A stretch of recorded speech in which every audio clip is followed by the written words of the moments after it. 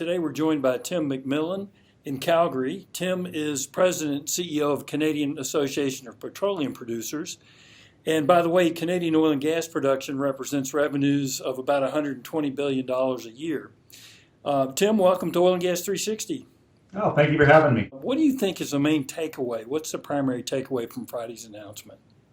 Well, we were obviously very disappointed by it, that the process had gone on for an extended period of time, that the State Department had done substantial work that showed that it wouldn't have incremental greenhouse gases, but ultimately the President moved forward with not approving the project. So as far as takeaways, I think there probably are many, but on this one, it seems like a political decision was taken over a scientific or fact-based approach, and reaffirms for me, and I think for our industry, that we need to get the facts right. We need to continue to be on the right side of the science, and that's what ultimately in the long term will lead to our success. Okay, Tim, what do you think, what kind of precedent does this set? You know, it's a tough one because the U.S. is our largest customer for the oil and gas that we produce.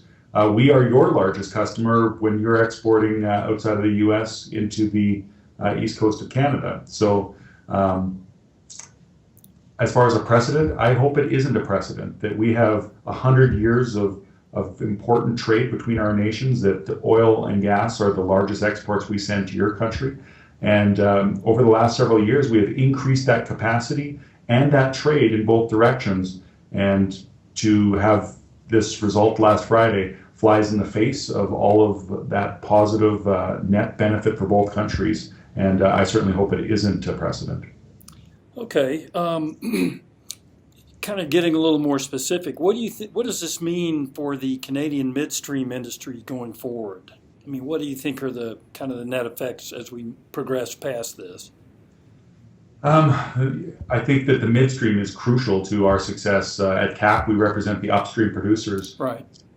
We see this year increasing our output by about 180,000 barrels a day, even with the much lower investments that are moving forward. With the low prices, we're looking at another 150 plus barrels a day increase next year. And the midstream is so important for us to get our products to market. And the link between Canadian resources and the Gulf Coast refining capacity, they're matched very well, and having the capacity is important. We also, in Canada, are looking to the growing and new markets, east and west. And there are some very important pipeline projects that would allow us to link to Asia and to China, and also going east that would enable us to access markets in India that are growing as well. In Canada, we have a phenomenon where 80% of the oil in Quebec and Eastern Canada is imported from offshore. Canadian resources today doesn't have the midstream capacity to link Canadians with Canadian oil. And we think that's important to capture that market. And there's a project called Energy East that ultimately would connect the two. So there's a lot of important projects. We just need to continue to work them and ultimately find success. Okay. Is the Keystone XL really, do you think it's dead or not? I mean, what would bring this back to life, this project? You know, I would leave the proponent TransCanada to look at how they want to continue this work. And I know that in the early days, they are looking at it in depth. So connecting our type of oil with the Gulf Coast makes a lot of sense. The choice that was made on Friday was really not to shut down refineries on the Gulf Coast. It was purely a choice to take more Iraqi or Venezuelan heavy oils by ship, as opposed to Canadian oil by pipe.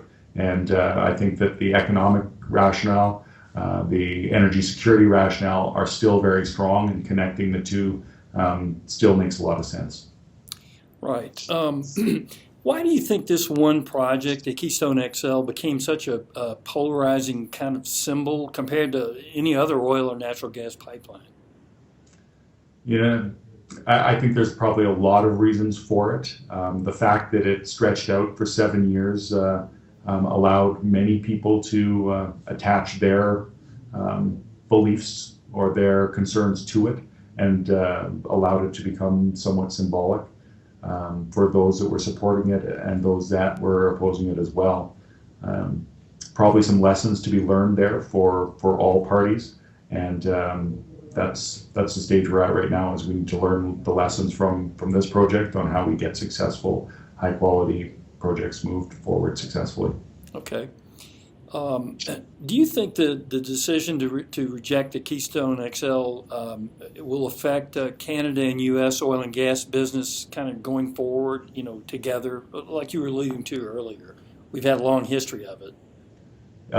Our countries and our energy systems are so intertwined that there are many Canadian companies producing in the U.S. and many American companies that are producing here in Canada that we're really putting the border almost seems like an artificial edifice between us. And in the short term, I think that the relationship is being assessed as to what does this mean, and is this a long-term, the start of a long-term division between our two countries, or is it not? And the weeks, months, and years ahead will define that.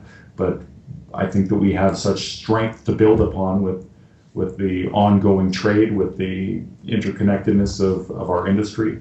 And it would be a real mistake if this was the start of a split between our two countries and the trade that we do that's so important to both of us. Okay.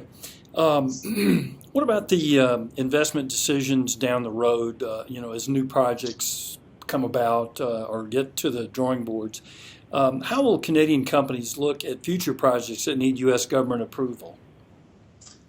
In the past, the rules were very transparent. That I think it was considered an important part of the process. That as if you were doing a project in Canada, we have some of the highest regulations and regulatory framework in the world, and we believe we should. We are a Western democracy that values our safety and our environment, and that is the expectation. But we know what the rules are, and we know what the high standards that we need to meet are. And I think that it was often thought that the U.S. And Canada had a similar expectation.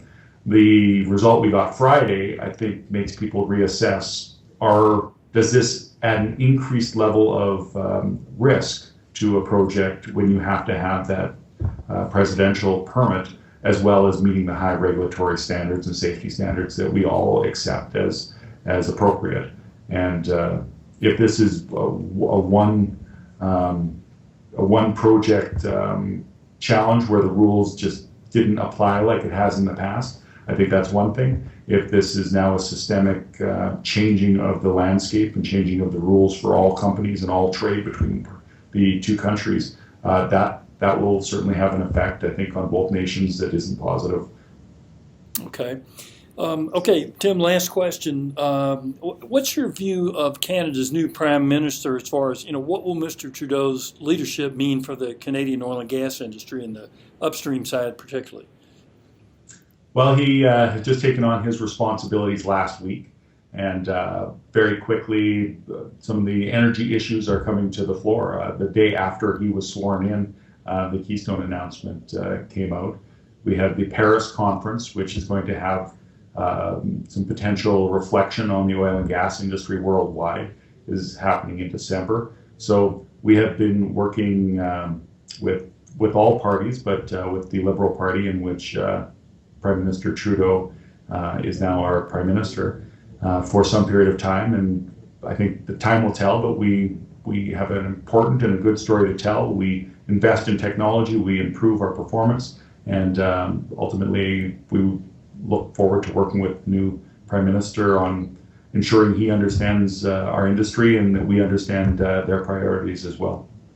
Okay, well, very good. I want to thank you very much, Tim, for joining us on Oil and Gas 360. Kind of give us a little bit of an update shortly after the Keystone decision was made, and hopefully we'll be able to stay in touch with you and catch up again in the future. Perfect. Well, thank you for your time and thanks for your interest. Well, thank you very much. We've been talking with Tim McMillan, President and CEO of the Canadian Association of Petroleum Producers. Thank you, Tim. We'll talk to you again soon. That's good.